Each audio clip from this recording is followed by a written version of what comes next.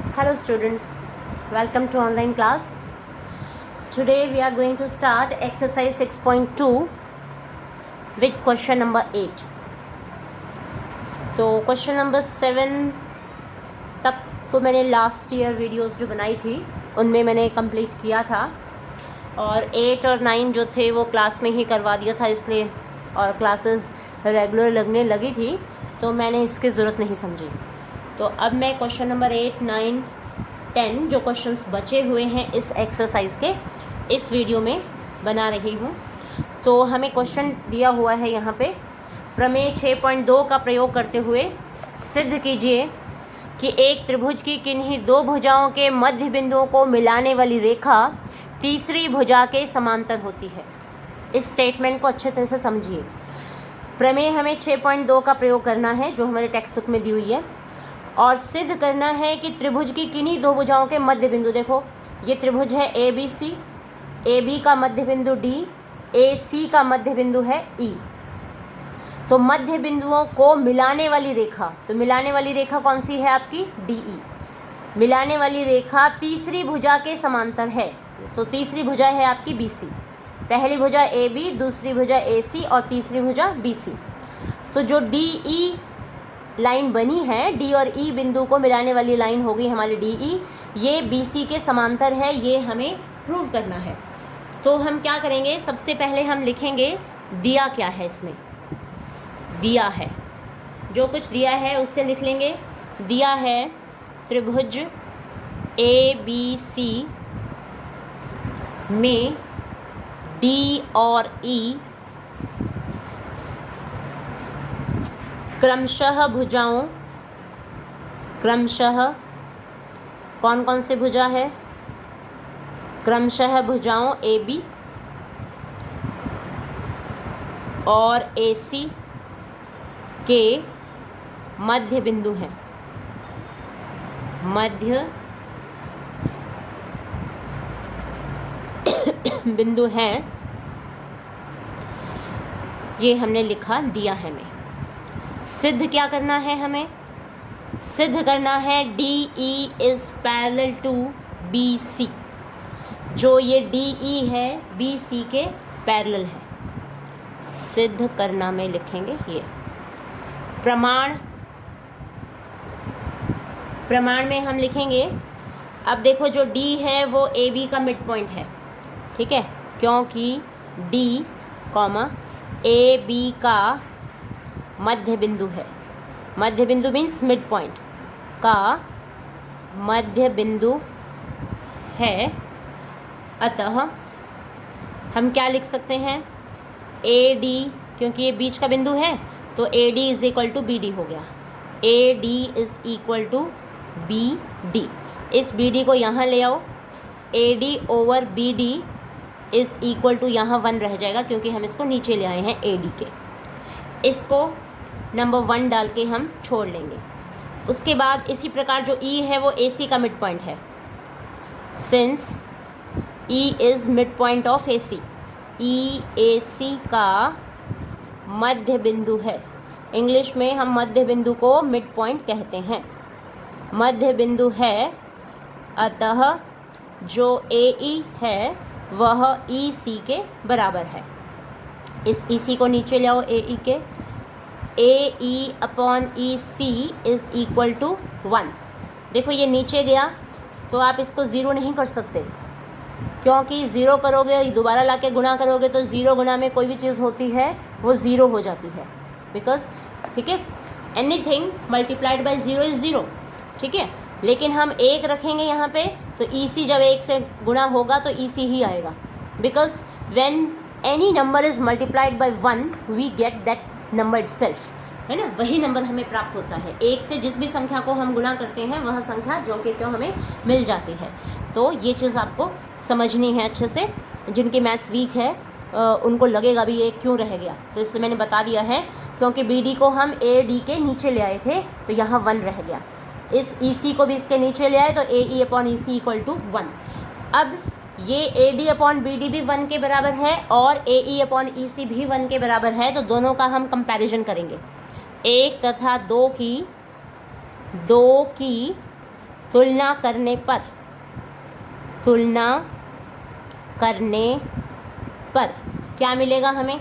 ये वाली वैल्यू भी 1 के बराबर है और ये वाली वैल्यू भी 1 के बराबर है। इसका मतलब ये दोनों एक दूसरे के बराबर हैं।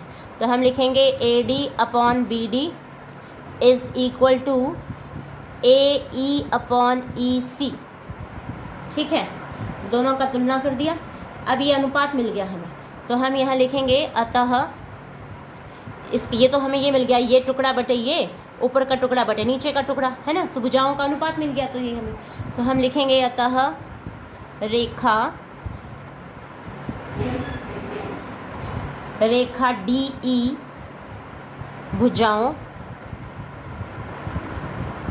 भुजाओं AB और AC को समानुपात में विभाजित करती है।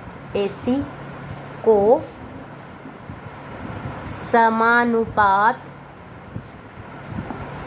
का मतलब समान अनुपात, समानुपात में विभाजित करती है, विभाजित करती है। ठीक है, अब हम आधारभूत अनुपातिकता प्रमेय के विलोम के अनुसार हम क्या कर सकते हैं? BPT के विलोम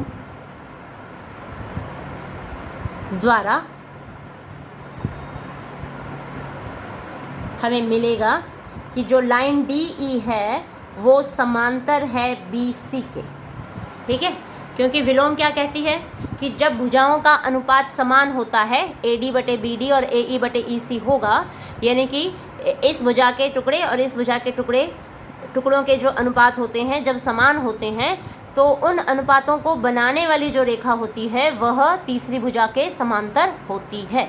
तो ये हमने आधारभूत अनुपातिकता प्रमेय के विलोम द्वारा DE is parallel to BC। तो बिल्कुल सिंपल क्वेश्चन था। ठीक है, मध्य बिंदु दिए हुए थे, मध्य बिंदु को यूज़ करके अनुपात ले आए, अनुपातों का जैसे ही तुलना किया तो दोनों अनुपात दोनों तरफ हमें मिल गए, भुजाओं के अनुपात मिल गए, तो उससे प्रूव हो गया कि जो DE है वो BC के पैरेलल है। अब हम करेंगे क्वेश्चन नंबर 9।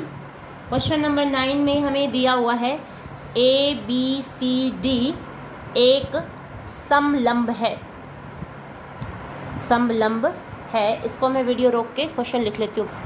तो देखो, ये स्टेटमेंट लिख दी है मैंने। ABCD एक समलंब है जिसमें AB समांतर है DC तथा इसके विकर्ण परस्पर बिंदु O पर प्रतिच्छेद करते हैं। दर्शाइए कि AO over BO is equal to CO over DO। तो इसका हम फिगर बना लेंगे, यहाँ पे ट्रेपीजियम बनेगा ये, सॉरी ये थोड़ा सा टेढ़ा हो गया, यहाँ है ये। तो दिस इज़ ABC और ये D। ठीक है, B को C से मिला देंगे और A को D से मिला देंगे। तो मैंने उल्टा कर दिया, देखो AB यहाँ C होना चाहिए, दिस शुड बी C, क्योंकि सर्कल में चलेगा ABC और यहाँ D। ठीक है, तो ये ABCD के जो विकर्ण हैं वो O पर प्रतिच्छेद कर रहे हैं। क्योंकि ABCD लिखा हुआ ना, कट मार के तो लिखा नहीं है कि ABDC, तो लिख नहीं सकते हम। ABCD एक समलंब है जिसमें AB, ये वाली AB समांतर है DC के तथा इसके विकर्ण परस्पर बिंदु O, ये रे विकर्ण AC और BD इसके विकर्ण हैं जो O पर प्रतिच्छेद करते हैं। तो हमें प्रूव करना है ये AO over BO equal to OC over DO। तो इसमें हम लिखेंगे दिया है, क्वेश्चन में जो दिया है उसको देख देख के और लिख लेंगे, अपनी तरफ से कुछ नहीं है। तो दिया क्या है, लैंग्वेज में लिखा ही है इसने, ABCD एक समलंब है, ये देख देख के लिख लो इसमें। ABCD एक ये जो है ना लिखना इम्पॉर्टेंट है आपके लिए, इसके भी मार्क्स होते हैं। दिया क्या है, सिद्ध क्या करना है, कंस्ट्रक्शन क्या करनी है, प्रमाण क्या करना है, ये सब आपको लिखना होता है।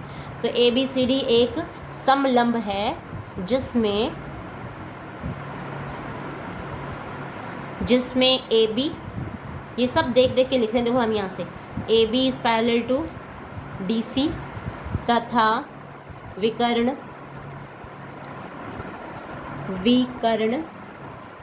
कौन सी विकर्ण दी हुई है, 2 विकर्ण दी हुई है ना इसमें, तो विकर्ण है हमारी AC और ये रही AC, ये रही BD। AC और BD परस्पर बिंदु O पर प्रतिच्छेद करते हैं। तो सब हमने यहाँ से देख के लिख लिया, अपनी तरफ से कुछ भी नहीं किया हमने, यहाँ से देख के थोड़ा सा बस वो कर दिया, है ना। उसके बाद सिद्ध क्या करना है, to prove what we have to prove. सिद्ध करना है, क्या प्रूव करना है, टुकड़ा AO ओवर टुकड़ा BO is equal to CO over DO। ये रेशियो जो है हमें प्रूव करना है, यानी कि विकर्ण के टुकड़े हो रखे हैं, उन टुकड़ों को हमें इक्वेट करना है, रेशियो जो है वो सेम ला के दिखाना है। अब देखो वैसे तो हो नहीं सकता, इसमें हमें कंस्ट्रक्शन करनी होगी, ठीक है ना, रचना करनी होगी, तब हम कर पाएंगे, क्योंकि हम बेसिक प्रोपोर्शनैलिटी थ्योरम और उसकी कन्वर्स कर रहे हैं, तो उसमें रेखा समांतर आनी थी ना। किसी त्रिभुज में कोई रेखा समांतर आ जाएगी तो भुजाओं का अनुपात समान हम दिखा पाएंगे, तो इसलिए हम कंस्ट्रक्शन कर लें, इसमें लिख लें हम रचना में हम लिखें बिंदु O से, अब O से कुछ नाम भी लिखना पड़ेगा, ठीक है, तो O से मैं यहीं कर देती हूँ, इधर E कर दी मैंने, ठीक है। O से OE is parallel to AB, ये पैरेलल का निशान लगा दो, ठीक है। जो ये OE है ये AB के समांतर है, ये हमने रचना कर ली, दिया हुआ नहीं था, हमने इसकी रचना कर ली है अपने कन्वीनियंस के लिए, ताकि हम बेसिक प्रोपोर्शनैलिटी थ्योरम लगा के इस आंसर को ला सकें, ठीक है। जो आंसर हमें लाना होता है उसको नज़र में रखना पड़ता है, उसी के अकॉर्डिंग हमें रचना भी करनी पड़ती है। तो रचना हमने कर ली, तो हमने AB के समांतर या इसको DC या समांतर DC हो खींचे, क्योंकि एक के समांतर हो गया तो दूसरे के तो ऑटोमेटिक हो गया ना। जो AD को E पर काटे, तो E मैंने नाम लिख दिया था, देखो लिख चुकी थी मैं, प्रमाण ये हो गया। अब कोई भी ट्रायंगल ले लो, ट्रायंगल हम लेंगे ADC, ये देखो इसमें समांतर लाइन आ जाए ना, वो हमें ट्रायंगल लेना है। ये देखो ADC, ट्रायंगल ADC लिया, इस ADC में जो EO है वो DC के पैरेलल है, और DC के पैरेलल है इसलिए हम आधारभूत समानुपातिकता प्रमेय जो है वो लगा पाएंगे। त्रिभुज ADC में OE is parallel to DC, ठीक है। ये है हमारी रचना द्वारा, दिया हुआ नहीं था, हमने रचना करी थी तब हमें ये मिला। तो इसमें अब हम रेशियोज लिख सकते हैं, अगर ये लाइन पैरेलल है तो AE upon ED is equal to AO upon CO, ठीक है। छोटा सा फिगर मैं यहाँ बना लूँ क्या, क्योंकि बार बार उस पेज पे जाना मुश्किल हो रहा है ना आपको, क्योंकि आपको दिख नहीं रहा वीडियो में। A B C और ये D, AC को मिलाया हुआ है, BD को मिलाया हुआ है, ये O है, O से E तक ये हमने पैरेलल लाइन खींची थी, जो ये EO है AB के और DC के दोनों के पैरेलल है, ठीक है। फिगर यही मिल जाएगा आपको, मुझे बार बार वो दिखाना नहीं पड़ेगा, है ना। तो ये हो गया हमारा, दिस इज़ नंबर 1। ये नंबर 1 किससे मिला, BPT थ्योरम से, आधार भूत अनुपातिकता, समानुपातिकता भी कहते हैं ना इसको, समानुपातिकता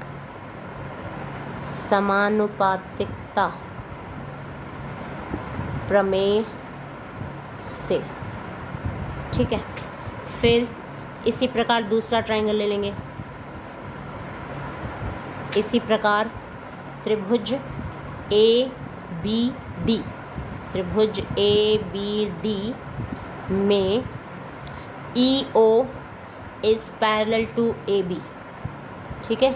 ये भी रचना द्वारा है, रचना द्वारा AE अपॉन ED, ये देखो AE अपॉन ED, क्योंकि ये लाइन इस लाइन के पैरेलल है तो ये टुकड़ा बटे ये टुकड़ा और ये बटे ये हम कर लेंगे। तो ये टुकड़ा देखो अब कौन सा है, हमने किया इस ट्राइंगल जो ADC था इसमें तो AE बटे ED इक्वल टू AO बटे OC कर लिया था ADC में, लेकिन अब ट्राइंगल ABD है ABD, तो हम लिखेंगे AE बटे ED is equal to OB over OD। तो OB को हम BO लिख लें क्योंकि सब जगह BO लिखा हुआ है ना, तो BO ओवर DO, इसको डाल दिया हमने नंबर 2। ये हमें क्यों मिला? बेसिक प्रोपोर्शनैलिटी थ्योरम, ठीक है, BPT, आधारभूत समानुपातिकता प्रमेय से इसको आप लिख सकते हो, ठीक है। ये पूरी लंबी सी लाइन लिखने के बजाय मैंने BPT शॉर्टकट लिख दिया। त्रिभुज ABD में ये ABD है, इसमें EO is parallel to AB, इसलिए AB over ED is equal to OB over OD, ठीक है। अब 1 और 2 का हम कर लेंगे कंपैरिजन। 1 तथा 2 की तुलना करने पर क्या मिल जाएगा हमें? करो कंपैरिजन। यहाँ है AE ओवर ED, यहाँ भी AE ओवर ED, यहाँ AE over ED AO over CO के बराबर है और यहाँ BO ओवर DO के बराबर है। तो हम यहाँ लिखेंगे दोनों की तुलना करने पर हमें मिलेगा AO over CO is equal to BO over DO। अब थोड़ा सा देखो, जो हमें रिजल्ट चाहिए AO over BO equal to CO upon DO, लेकिन हमें मिला है AO upon CO equal to BO upon DO। इस BO को यहाँ ले आएँ और CO को वहाँ ले जाएं तो हो जाएगा। हाँ बेटा, बीच में फ़ोन आ गया था तो रह गया थोड़ा सा। ये देखो, तो इसको हमने क्या किया, BO को दोनों का हमने कंपैरिजन कर लिया था, AO और CO equal to BO upon DO, ठीक है। अब इसको हम क्रॉस कर देंगे, इस BO को यहाँ ले आएंगे, CO को वहाँ ले जाएंगे, तो ये आ जाएगा AO over BO equal to CO upon DO, ठीक है, proofed.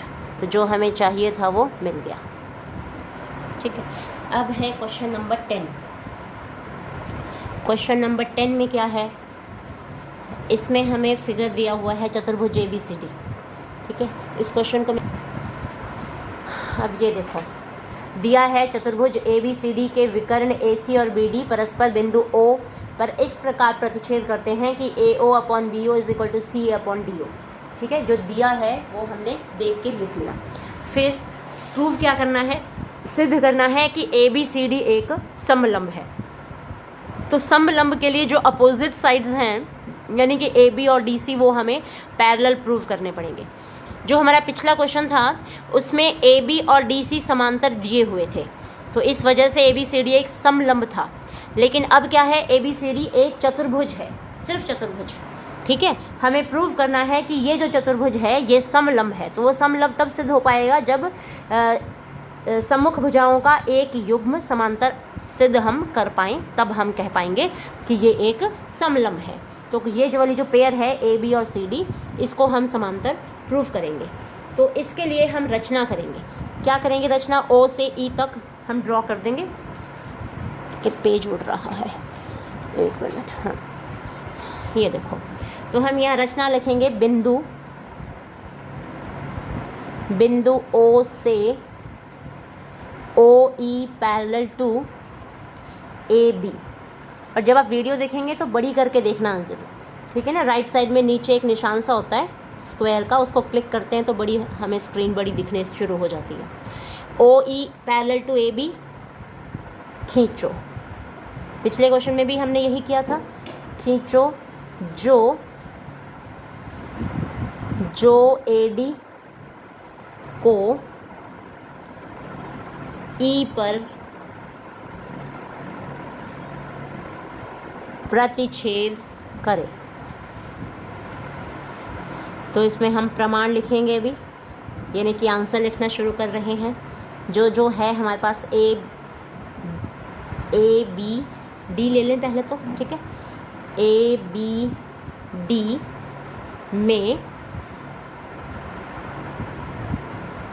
OE is parallel to AB, ठीक है। सिर्फ हमने जो EO है वो AB के पैरेलल है, और पिछले क्वेश्चन में AB और DC दोनों के पैरेलल था क्योंकि AB और DC एक दूसरे के समांतर थे, है ना। लेकिन यहाँ हमने सिर्फ AB के पैरेलल खींचा है OE को, तो इसलिए हमने ये लिखा है, ठीक है। अब हम क्या इसको लिख देंगे रचना द्वारा, क्योंकि ये हमें गिवन नहीं था, रचना द्वारा। अब रचना से हो गया तो ये टुकड़ा बटे ये बराबर ये बटे ये, ठीक है ना। भुजाओं का अनुपात समान होगा अगर रेखा समांतर है तो A E upon D E is equal to O B upon D O. ये हमारी बेसिक प्रोपोर्शनैलिटी थ्योरम से आ गया, आधारभूत अनुपातिकता प्रमेय से। ये है हमारा नंबर 1, ठीक है, बीपीटी से आया है, ये हमारा नंबर 1 डाल के छोड़ दिया।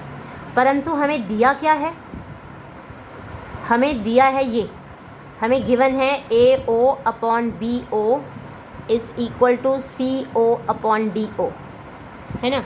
इसको हम वहाँ भेज लें यदि, तो हमें क्या मिल जाएगा, A O upon C O equal to B O upon D O. Cross कर दिया, सी ओ को नीचे लिया, इसको यहाँ लिया, यानी कि ये हमें दिया था, अपनी तरफ से हमने कुछ नहीं किया, दिया है, मैं थोड़ा सा चेंज कर लिया, दाएं बाएं भेजा इसको भेजने के बाद इसको डाल दिया नंबर 1। अब जो O B upon D O है ये ए ई अपॉन डी ई के बराबर है, लेकिन जो गिवन है उसके according B O upon D O जो है वो ए ओ अपॉन सी ओ के बराबर है। तो इन दोनों की हम तुलना कर लें तो हमें क्या मिलेगा, देखो, कंपेयरिंग 1 and 2, हम यहाँ लिखेंगे 1 तथा 2 की तुलना करने पर, 1 तथा 2 की तुलना करने पर हमें जो मिलता है देख देख के लिखो, ए ई अपॉन डी ई, ये क्वेश्चन नंबर 1 से है, equal to A O upon C O, ठीक है।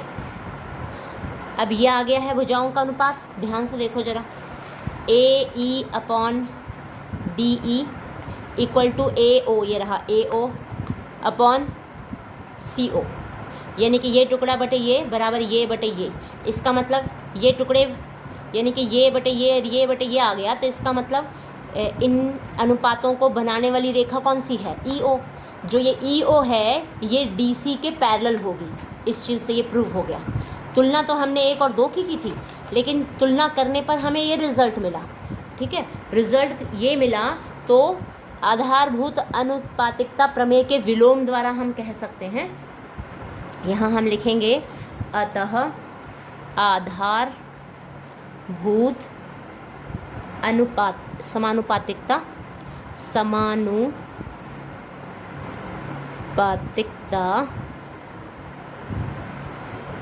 प्रमेय के विलोम, कहीं तो आधारभूत अनुपातिकता प्रमेय कह देते हैं, कहीं समानुपातिकता प्रमेय कह देते हैं, तो कोई सिर पाँव नहीं है इसका हिंदी में, कहीं किसी बुक में ये होता है किसी में ये होता है, ठीक है।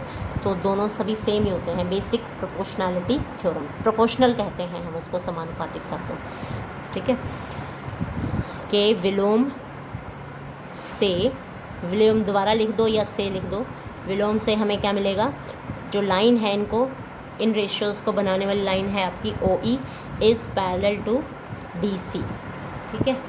तो अगर डी सी के पैरेलल है, लेकिन हमने जो रचना की थी वो क्या थी, परंतु ओ ई तो पैरेलल थी ए बी के, ये पैरेलल हमने रचना की थी, है ना, ये थी रचना द्वारा। लेकिन आया क्या है, आया है O E is parallel to D C. तो इन दोनों की हम तुलना कर लें, this is number 3 and this is number 4। तो 3 और 4 की तुलना करो, 3 तथा 4 से हम किस कंक्लूजन पे पहुँचे कि जो ए बी और डी सी हैं वो भी पैरेलल हैं, ठीक है। तो समीकरण 3 तथा 4 से हमें मिला D C is parallel to A B. तो बस आ गया, हेंस अतः ए बी सी डी क्या है, अतः ए बी सी डी एक समलंब है। हो गया। तो क्वेश्चन कितने थे इसमें, 10 क्वेश्चंस थे ना, तो 10 के 10 हो गए हमारे कंप्लीट। अब हम एक्सरसाइज 6.3 स्टार्ट कर सकते हैं। तो पहले मैं इसको अपलोड कर देती हूँ।